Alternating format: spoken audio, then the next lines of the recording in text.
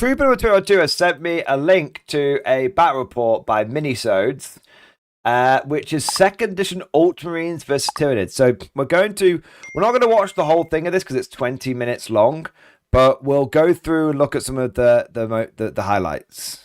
And in this video, my Tyranids are going up against Matthew's Ultramarines. I love the effect. We're going to be playing 1500 points of 2nd edition 40k.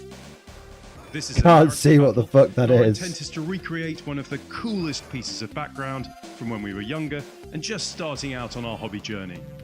Let's take a look at our forces. My army commander is a Hive Tyrant armed with a barbed Incredible. strangler, Look at bone that. sword, and lash whip. A Hive Tyrant can take 3 biomorphs, and I've chosen Acid Blood, Nice. a Hardened Carapace, Nice. and Optic Membranes. Cool. The Carnifex, or Screamer Killer, is a That's what the old Screamer Killer used to look like, boys. It's made out of pure pewter. You could kill a man with it. living engine of destruction. I've given it the Biomorph's Optic Membranes and the Voltage Field for an additional saving throw of 4+. Now for the Gribblies. A brood of 7 Love Gene the old Stealers, school Gene Stealers. 20 Termagants armed Wow. Look at those Termagants. Having 20 all in one place is a real treat. Holy fuck, man. with Aurors. 5 Tyranid Warriors armed with bone. So, the old Tyranid Warriors looked absolutely fucking awful. Old Tyranid Warriors very well may be one of the all-time worst sculpts. All-time. Bone swords. They all have a hardened carapace, boosting their default 5+ save. Unbelievably to a 3+. trash. And lastly, 4 Tyranid Warriors. Oh my 3 with god. Death Spitters and 1 with a Venom Cannon. They have the Biomorph Adrenaline Sacs, allowing I love how the biogun has got like an AK magazine. Oh, that's more like an MP5 magazine, but anyway. So dumb. them to run and shoot with no penalties once per game. Let's take a look at Matthew's list. My Ultramarines force is split into 2 halves. The largest component is from the first company. This is the force that is holding the Polar Fortress against the invaders. Their leader is Captain Saul Invictus with his Cool. Plasma Blaster. Wow. Though other than that, he has no additional war gear. He leads a bodyguard of 5 Terminators. His special rule allows these Terminators to each Oh, take wow. a war gear card. He's actually So got he chose to a give special the rule. That's so Assault Cannon cool. Armor-piercing rounds for a save modifier of -6. The Sergeant has a bionic arm, giving him +1 strength in melee. That's so cool. Next is a veteran squad consisting of a flamer and a missile launcher. The squad was split into 2 combat squads for this game, one led by a librarian Codicia, and another by Chaplain Cassius, who was pretty important since he mitigates the fear effect of the Tyranids, plus a reroll on leadership tests. He's pretty badass. A twin-linked heavy bolter Tarantula rounds off this half of the army. No The way second that's half an of old the raid tarantula. That's force is incredible led if by that's true. Marnius Calgar, master of the Ultramarines. He is accompanied by a 5-man combat squad of tactical marines, That's cool. a dreadnought armed with a power fist and multi-melter, That's so cool. a tech marine, and finally, a hero we named Pablo Doublehard. He carries a vortex grenade, Pablo a sacred relic of the Doublehard. crag, only to be used in desperate times. You may recognize Pablo from one of Ed's recent videos. He kindly gifted it to me to add to my army. That's so cool. Pablo This board Doublehard. I love represents that. the Lower Penetorium, the final fallback point for the first company defenders of the Northern Polar Fortress. As we were playing one of the most iconic last stands in 2nd edition 40k, we agreed to play Tyranid Attack. This mission allows the Tyranids to bring back destroyed broods, individuals or support units in the next turn, representing the terrifying onslaught of a Tyranid planetary Just invasion. so many It of also them. extends the game from 4 turns to 6. Wow. Now in our game, we would have 3 randomized entrances for the Tyranid reinforcements to enter from. Matthew and his Ultramarines would start with roughly 1,000 points on the table, but at the beginning of turn 4, a relief force would arrive. Would they be in Cool. time to rescue the remnants of the first So company? cool. Or would High Fleet Behemoth... Yeah, it's the either Minisodes leave us a guy, blow to man. the Ultramarines, So as cool. they did in the future history. Paul Smith, by the way, we'll do a But as super a chat in a fireside, We moment. agreed that our game would instead last 5 turns, and we would not be using the Tyranid random events table. As my Ah, strategy rating was far lower than that I of the understand it, but if Ultramarines, you're gonna I go deployed my army all in on first, this, go all in on it. Who positioning gives a warrior fuck if broods it's on each balanced flank, or not? with the Carnifex and Hive Tyrant bringing up the center. Can I just say, 1 minute, I really appreciate the models not having to be skulking behind cover. I know rigorous adherence of cover is both important in 10th edition and in real life. Like, you wouldn't just form up line abreast, you know. But I really do think it makes for a much more striking Reporting for duty, scene sir. when you can actually see the models. Yeah, for sure. Strategy rating was far lower than that of the Ultramarines, I deployed my army first, positioning warrior broods on each flank, with the Carnifex and Hive Tyrant bringing up the center. Matthew deployed his thin blue line, making the most of the hastily constructed defences. The Terminators and Captain Invictus deployed So behind the cool. barricades, whilst the veterans with the missile launcher, along with the Codicia, were set up on the left flank. So cool. Cassius and the combat squad armed with a flamer deployed in the centre, ready to react to any holes in the line that might need shoring up once the Tyranids made contact. The Tarantula and Servitor Tarantula's took so up a good. commanding view of the The color Venatorium, schemes are ready to so good. I just want to say,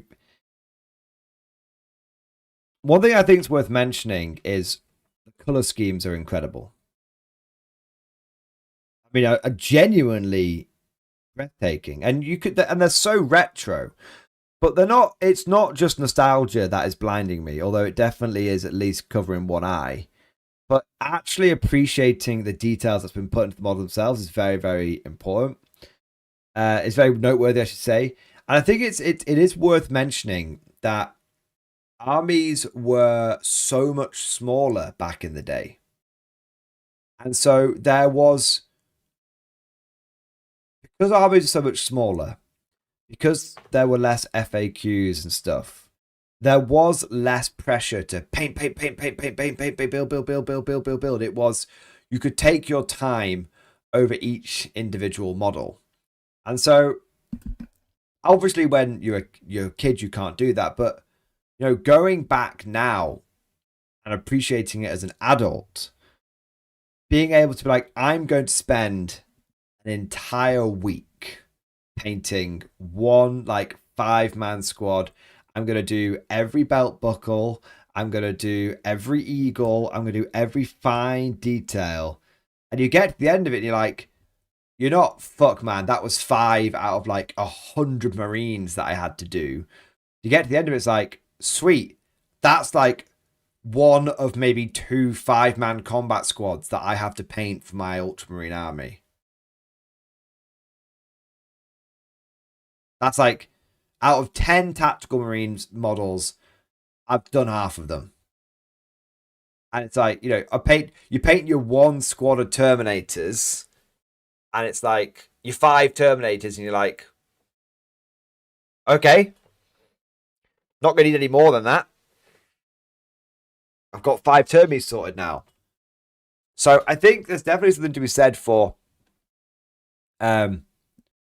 having less models means that you can take more time on each model. And also important to say that having less, you don't want to go all the way down to like, I think you don't want to make 40k Necromunda, you don't want to make 40k Kill Team, those are their own games. But having just, you know, just bringing the number of models down a smidge, bring them down 1500 points, I think would allow you to not only put more detail into armies, but also for those people that have got, like, if you're like me and you've got 100 different army projects that you all want to do, you can actually do them because you're gonna spend just as much money as you were gonna spend. But now, in fact, you're probably gonna spend more because each project's gonna cost you less. Yeah. So I think it's important. Like, I think GW has this worry that, like, oh well, if people don't need as many models in their army, then buy less models. And it's like, no, people are gonna buy models. People are going to buy models. All that will happen is they'll end up buying, they'll end up just indulging in more projects. Yeah. It's my theory tarantula anyway. servitor took up a commanding view of the Penetorium, ready to spray heavy bolts I love that of fire terrain into they've the done. onrushing swarm. With Matthew's Ultramarines now deployed, I infiltrated my Gene Stealers onto the midboard, out of sight, behind a cargo container.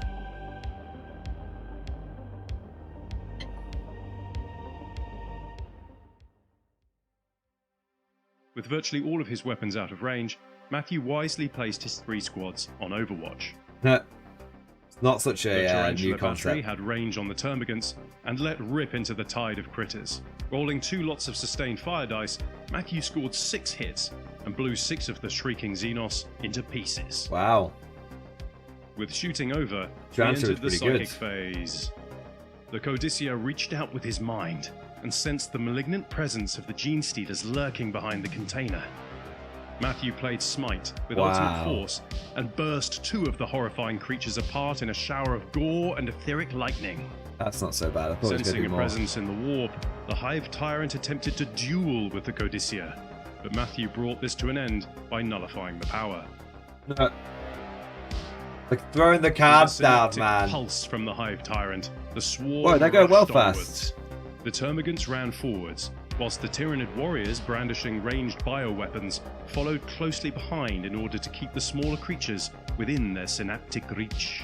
It was Nice. at this point that Matthew triggered Overwatch with Invictus and the Terminator squad. Captain Invictus poured 5 shots from his plasma blaster into the Tyranid warriors. Invictus killed 2 warriors in a torrent of superheated death. Fortunately for me, the assault cannon missed. The storm bolters caused 2 more wounds. I saved 1 and took a wound on a warrior. Saul man. Invictus's plasma blaster now needed to recharge before he could do that again. The Carnifex ran 12 inches up the center. It's a really cool concept. The concept of having a very powerful weapon that can only fire every other turn. It would be very difficult to track in 40k nowadays because of how many units there were, and people would definitely cheat with it. But it's a cool concept. It's a cool concept. Center of the board, followed closely by the Hive Tyrant. Recovering from the smiting they received in the Ultramarine Psychic phase, the Gene Stealers sprang from cover, loping headlong into the Ultramarines' left flank. Matthew triggered man. Overwatch once more, and both combat squads fired everything they had into the Gene Stealers, Oh, causing 3 wounds, none of which I managed to save on 6s. A 4th Gene Sixes. Stealer was struck by a 6 cracked to save missile on Gene and Stealers, scattered man. itself across the walls and ceiling of the Penetorium. Brandishing their bone swords, my second brood of warriors bounded onwards, the pounding of their chitinous hooves audible above the cacophony of bolter fire and shrieks of dying Tyranids. In my shooting phase, the warriors that had been plasmed by the hated Invictus deployed their adrenaline sacs, allowing me to shoot with no penalty after running. cool. The venom cannon struck Wow. the Sergeant, and What after the some fuck fun is messing that around with the template, man? template and a D12, I failed to wound the veteran warrior. In the psychic phase, my Hive Tyrant What the played fuck energy is that drain, template? bringing the phase to an abrupt end. I wasn't keen on getting smited again. Okay, wow. Matthew took some time to consult the Codex Astartes for some guidance on the most prudent course of action. He then redeployed his Terminators into the center and ran No Cassius tower and in his squad sight. behind the Yeah, barricades, scribbles. Yeah. doubtless to bring the flamer forward in readiness for the fierce fighting to come. The assault cannon then roared into life, and despite jamming twice, 2 armor-piercing rounds punched into my Carnifex. Jamming, With a weapon -6 jamming, modifier so against it, cool. I needed to make my save on a 9, which I failed. Uh-oh. Uh-oh. Matthew rolled a 10 for damage, and with that, my Screamer Killer was slain. What? Brutal. But wait! My voltage field. Wait, I rolled a what? 4. Oh, sorry, Matthew. The Carnifex was back in business. What? The Like an assault cannon doing 10 damage? What? They're a joke in 10th edition. A bad one at that. Oh my god. The rest of the Fuck, Terminators man. fired into the Termagants, cutting down 4 of the critters. Determined to slay the apoplectic orb once and for all, Matthew fired his missile launcher into the Screamer Killer. That's a hit. Is it a And hit? a wound. Oh no. Another -6 modifier with a crack missile, which I failed. Oh. Voltage field time. The hive mind The is voltage unstoppable. field is so OP. The combat squad on the left flank rapid fired everything it had into the remaining. The voltage teams. field is so OP, man. GW, you gotta nerf that. So OP. The Tyrannosaurus hydraulics whined as its targeting matrix latched onto the Tyranid warriors. Their armored carapaces absorbed a good deal of firepower, but one warrior was torn asunder by mass reactive shells. Wow. In the psychic phase, Matthew didn't have enough warp charge to do anything, and neither Poor did I. Matthew, man. Psychic being a Tyranid phase. attack allows me to bring back Let's units. just take a moment to appreciate Psychic being a phase. No more I-cast gun. No more I-cast gun. Like, it's just... It's got its own phase. There's warp charge tokens. This is taking me back, man. This is taking me back. I never played Psychic myself, but many of these concepts came and went in various iterations in other editions. The assault cannon a max output of 90 wounds. Are you in? That's insane. So long as I don't roll a 1. 10 termagants surged on from my board edge. So I'm just gonna go back and towards Gotta go back and watch that Tyranid attack allows me to bring back units, so long as I don't roll a 1. Okay. 10 termagants surged on from my board edge and scuttled towards the fighting. Also, we lost And 10, but three could bring warriors 10 hosed back. into view in the entrance nearest the Ultramarines' defences. Oh shit, thundering son. towards their left flank. Ah, Intent on OP. putting as much pressure on Matthew as possible. Tyranid attack OP. The Bone Sword warriors with the armoured carapaces advanced, looming over the dear. first company veterans manning the barricades. Oh dear. The Carnifex charged into combat with the two Terminators. Scott, I told you. Fucking voltage field OP, man. That needs The nerfing. Termagants moved up to get the Marines. That needs to be within covered in the range next of their balance data flank slate. warriors. My two remaining warriors, their adrenaline sacs dry, stayed put, ready to fire the Death Spitter and See, I think Venom into maybe the it would be Terminators. quite In equal my shooting fight if the phase, Tyranids didn't keep Termagants bringing stuff loosed a back, deluge but of we'll boring see. Beetles into the Terminators, causing 2 wounds, but failing to penetrate their tactical dreadnought armor. Nice. Now it was the warriors' turn, again firing into the Terminators. The Death Spitter missed, but the Venom Cannon struck the Assault Cannon Terminator, killing him in a supersonic blast of electrical energy and Oh, shit, corrosive man. poison. Assault cannon Cassius bro's was gone also down. Struck, but the Emperor protects. Okay. The Hive Tyrant fired his barbed strangler, a truly That horrific assault cannon weapon, was hitting the Terminator very sergeant, powerful. but failing to wound. In the psychic Tyranids phase, definitely needed to get rid of Matthew's that. Codicea attempted to smite the warrior brood, but fortunately I'd drawn the nullify card, which took care of that. In the close combat phase, the Carnifex These brought cards, low man! two Throw stormy down heroes of cards. The Imperium. I then made a follow-up move, Oh, no. bringing the Carnifex within striking distance of Saul Invictus, captain of the First Company. Oh fuck. Things were getting serious. He just kept 1 minute. That fucking Carnifex just killed 2 Termies.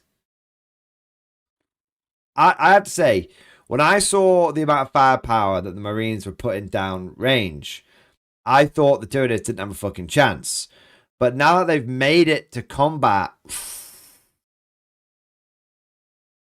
I don't see the Marines pulling this round. I don't see the Marines pulling it For the back. embattled Ultramarines. At the top of turn 3, Invictus moved out of harm's way on the insistence of his brother Sergeant and surviving Terminator. Hoping to catch the onrushing Termagants off guard, Cassius ordered his veterans forward, So cool. doubtless to get the flamer into Hop the the fray. barricade! Hop the Who needs barricade! barricades when you have power armor? Yeah, man. Torrent of Prometheus Yeah, reduced flame 3 of the template! Termagants to embers, Flame whilst template! another 3 of the little bleeders were pulped by bolter rounds. Yes. The Terminator Sergeant, realizing his weapon would be useless against the Carnifex, stitched a line of fire into the Tyranid warrior brood, Nice. slaying one of them.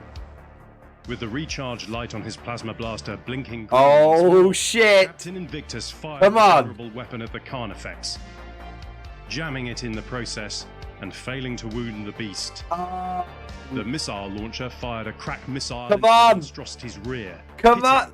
wounding, but ultimately failing to penetrate his void Oh. hard chitinous shell. Why The would it launcher joined die? in the fusillade of fire. Matthew really knows how to roll sustained fire dice, putting 7 shots into the Carnifex, but Fucking again, die. failed to punch through the alien's armor. On the Ah. left flank, The Just veteran fucking squad rapid-fired die. their bolters at point-blank range into the looming warriors. It's very swingy, because obviously the Carnifex almost died to one fucking assault cannon shot. Almost died to one. But it's also on the other side. Now it won't fucking go down. It's crazy, like...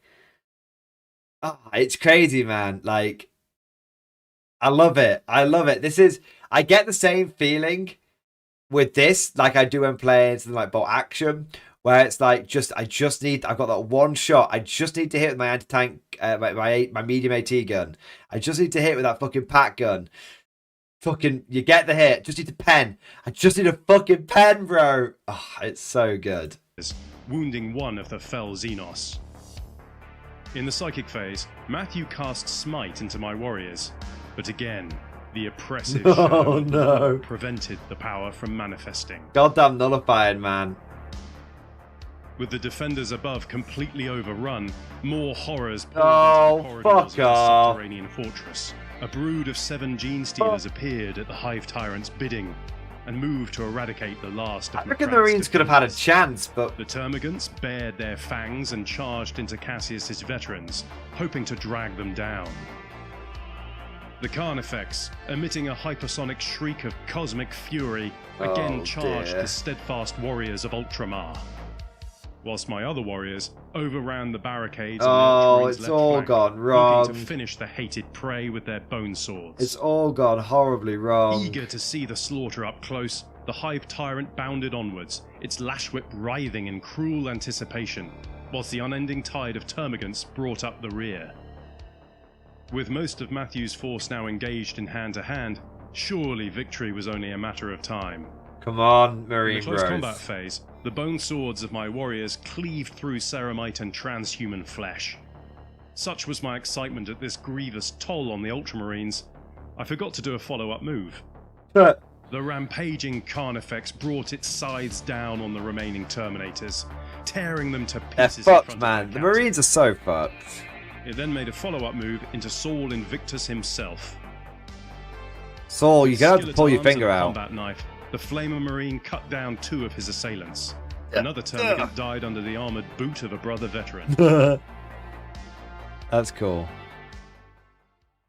Come on, Having cleared the drop zone of Tyranid forces and battled their way down into the fortress, Ultramarines led by Marnius Calgar himself entered the come Penetorium. on! But would they be in time to save their brethren from annihilation? Dreadnought time. Matthew moved his Flamer Marine closer to the wounded warrior, priming his weapon once more, whilst Cassius closed with the surviving Termagant, eager to batter it with That's his kind of interesting. It brokers. seems like you can move out of combat and Codicea, stuff. That's kind of seeing his brethren interesting. fall to the bone swords of the warriors, leapt back into cover.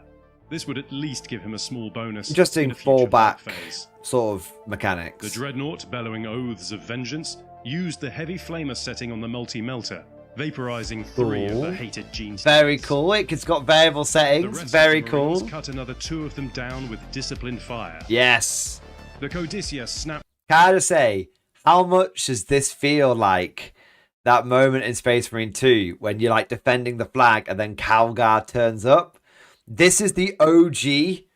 This is the OG version of that. This is the tabletop version of that. To bolt round into a wounded warrior, slaying it, and sending the massive creature crashing over the barricade in a shower of icons.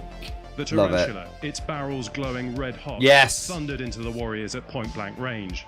Matthew could really roll those sustained fire dice, and with D4 damage apiece, I don't know what dice. I don't know what that dice roll means, but he says it's a good dice roll. I believe him. Also, feet. killed another 2 warriors in a torrent of shells. Send them The back. surviving veteran coolly them loaded back. a crack missile and launched it into the Hive Tyrant, Come on. wounding it and doing an impressive 7 damage. Okay. With only 5 wounds on its profile, the Tyranid leader was well and truly dead. A smoking crater in its torso, the Hive Tyrant collapsed. Missile launcher OP. Missile launcher OP. Please nerf. Missile launcher so overpowered, man. Matthew's flamer Look how incinerated far they've fallen since 2nd edition. My God. another warrior and bolter fire from the rest of the squad wounded the warrior with the venom cannon. In the close combat phase, Cassius fumbled spectacularly against the remaining termagant, having to rely on his brother veteran to finish the job. In the psychic phase... That was kind of cool, though, because that squad was in combat, yet it could still fire out. Maybe it's on a model-by-model basis. That's kind of cool. If you're on a model-by-model basis, you can shoot out. Like the models that aren't in combat can shoot out, the models that are in combat can't. That's kind of cool. I like that way of doing things. I'm guessing, but that seems to make sense. Neither of us were able to act with the cards we were dealt. Random warp powers like that. In my I will say, random warp powers like that, I'm not a fan of, because why would your knowledge change each turn? I get it from like it's fun randomness, from a fun random mechanic, but from someone who played 3rd edition onwards, especially sort of 3rd through 7th, when psychic powers were more were different to how we have them now. I like the idea. I never liked the idea of random psychic powers in game. Although, to be fair, I don't mind how they do it in Old World. In Old World, you do get random magic at the start of each game, but you get to pick which discipline your spells come from, and there is a piece of equipment that allows you to pick your spells for one wizard. So it's one of those where this is one thing that I keep saying about Old World, where you there's randomness in the game for those that enjoy randomness, but there's mechanics in the game and options in the game that allow the players to have things that are a bit less random. But you've got to pay points for those, and they do come with their own advantages and disadvantages. So, you know, if you're like me, when you're playing your Empire, you pretty much always pick the Lore Familiar, because which is what lets you pick your powers. Because that you know, if you're an Empire wizard who's dedicated your life to studying a particular discipline, it would make sense that you would know particular spells. If you're a random, but with my orcs and goblins, I always refuse to pick the Lore Familiar, and I always randomize it. And that's because if you're a random gobbo, you don't know what the fuck you're doing. You just, you know, you do the hokey pokey and fucking green spark shoot out of your nose. You're like, fuck it, fine, yeah. But you're going to be so hopped up on fungus juice, you're probably not going to remember the dance exactly the same every single time. So yeah, I think, but you know, that's what I'm talking about. Randomness is good, but you should have ways of managing the randomness. So those players who don't like randomness don't have it, and those players that do like randomness can choose to have it. And it should be easily accessible, and it should come down to player choice.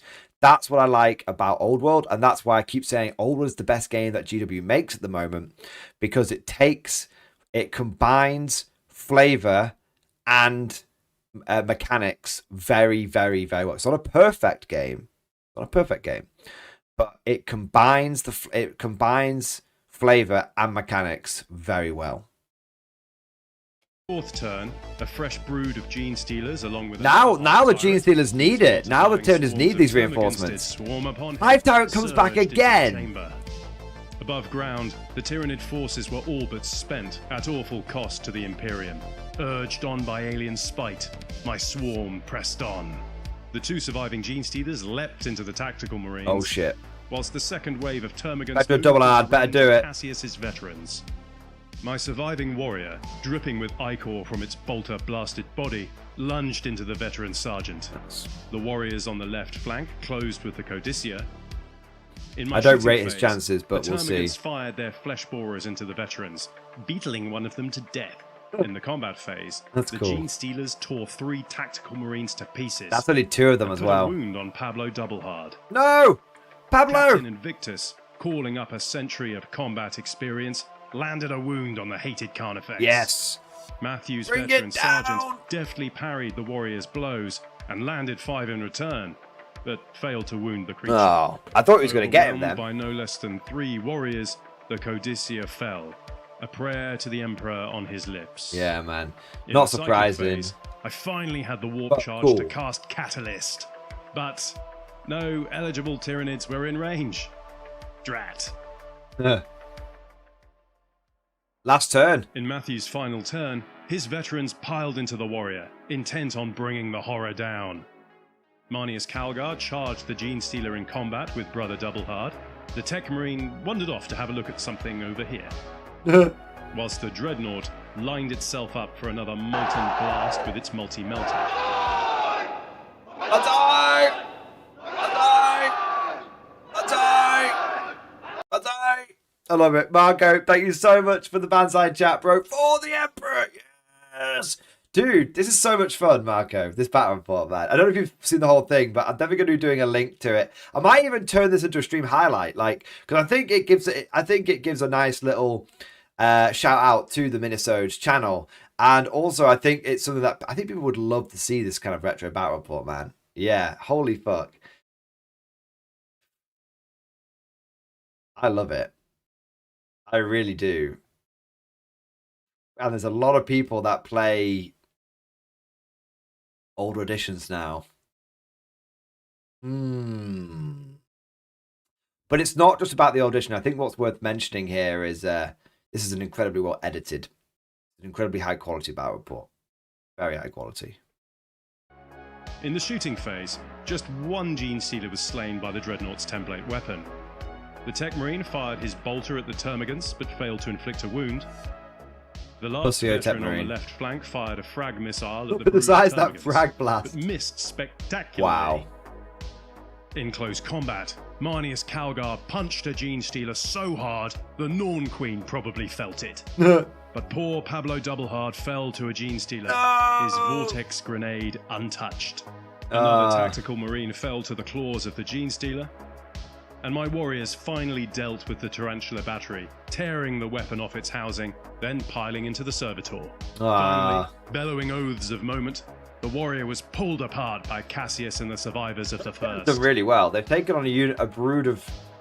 They took on a brood of Termagants, 20 strong, and contact with Marnius Calgar. The warriors now eyed up the. Actually, that's just worth mentioning. That unit of tactical marines took on 20 Termagants and a brood of 4 warriors, and I think it's worth mentioning. Just think about that. Could a unit of 5 tactical marines with 1 flamer and a chaplain do that in? There should no way. That feels like Marines being Marines. And Marines getting slaughtered in other areas feels right as well, because those 2 warriors are like fucking huge, and the card effects is fucking huge. But the idea of like Marines being able to take that on is really cool. It's really cool. Marines feel like Marines both in what they can take on and what they can't take on. Pulled apart by Cassius and the survivors of the first. In my final turn, I charged the Gene Stealers into the remaining Marines. The warriors now eyed up the Servitor, whilst my Termagants surged into the Marine with the missile launcher. Oh shit, man. In the last round of missile, bro. Calgar slew another Gene Stealer, but was dealt a wound in return. Okay, he's still alive. Put 3 wounds on Saul Invictus, but the captain's armor held once, failed on the second, and Matthew rolled double 6s on the third. Nice. Leaving him with 2 wounds. He could do this all day, no doubt. And that's brought the game to a close. That was tremendous fun. I've always wanted to reenact this legendary battle on the tabletop, and this game certainly did not disappoint. The Tyranids are brutal in close combat. Yeah. The Khan effects, though, was just something else. And that voltage field, well, let's just say I might not be taking that in future games. I think it's just a little bit too good. Voltage field OP! Voltage field OP! The thing is, I don't think the voltage field is overpowered. It's 50-50. Here's the thing. You wouldn't be saying it was overpowered if you had failed the first 4 up and it had died. You'd be like, oh, that was a waste of 20 points. Yeah, it's but isn't it funny? Isn't it funny how we go back, like 30 years and people are still complaining about 4+ invulnerable saves? Isn't it funny? It's almost like they've always been a bit of a problem. Yeah, crazy, right? Crazy. Now over to Matthew with some of his thoughts on this epic encounter. This was an entertaining game, and I feel we did a good job of creating the narrative of the last desperate defense at the Polar Fortress.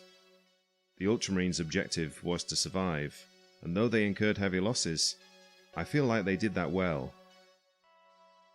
In the first 2 turns, I only lost 3 Terminators, which goes to show how tough Space Marines can be. Of course, the endless refresh of Ed's forces meant I wasn't going to last forever, but at least I managed 5 turns. Notable mentions are the Tarantula, which did a fine job of thinning the rampaging horde. I might take more in future games. Tarantula was very impressive. Here was the missile launcher guy who almost killed 2 monsters. Were it not for the voltage field, the missile launcher would have downed the Carnifex. Yeah. But I guess he would have to settle for that. I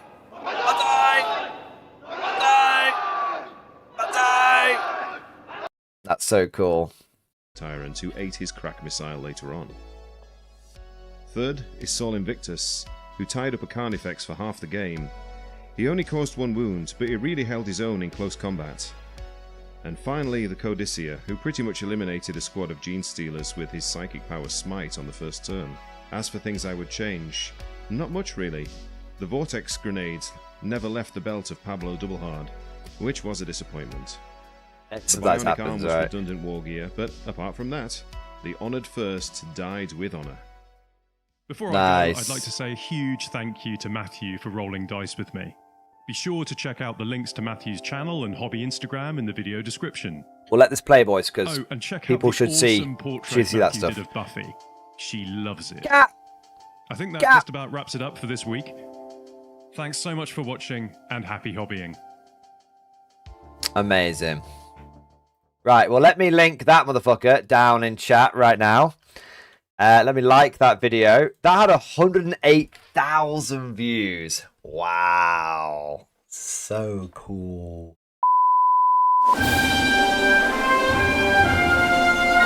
Would you like to know more? If so, then please consider becoming a channel member or patron. By supporting the channel, not only will you be doing your part, but you'll also be helping me create more content for your viewing pleasure and unlocking a whole host of perks. You get everything from a badge next to your name, custom emojis, but the big one is access to the Mordian Glory Discord server, an online community with almost 2,500 active members. It's always popping off in the MG Discord. We've got channels for army lists, hobbying, tactics, stories, and even a pretty spicy meme section as well. For all you greenhorns that wanted to see the Mordian glory hole, today is your lucky day.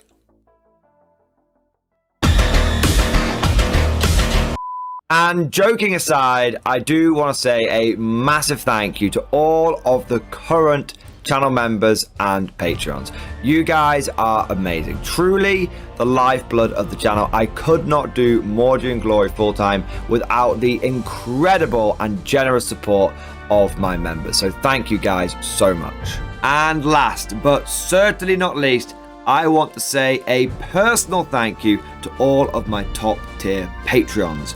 These are the War Masters, the people who have truly gone above and beyond the call of duty. So a heartfelt thank you to Alex Dengal, Bon Vert, Lord Pryor, Mark Panconi, RJ Scorpion, Swordfish Trombone, Try Again Bragg, John Stubbs, Nick Walsh, Diesel Fox, and August Barney. Seriously guys, thank you from the bottom of my heart. Your support is incredible and it makes a huge difference. Thank you so much. That's all for now. Hope you've all enjoyed today's video, and of course, as always, see you guys next time.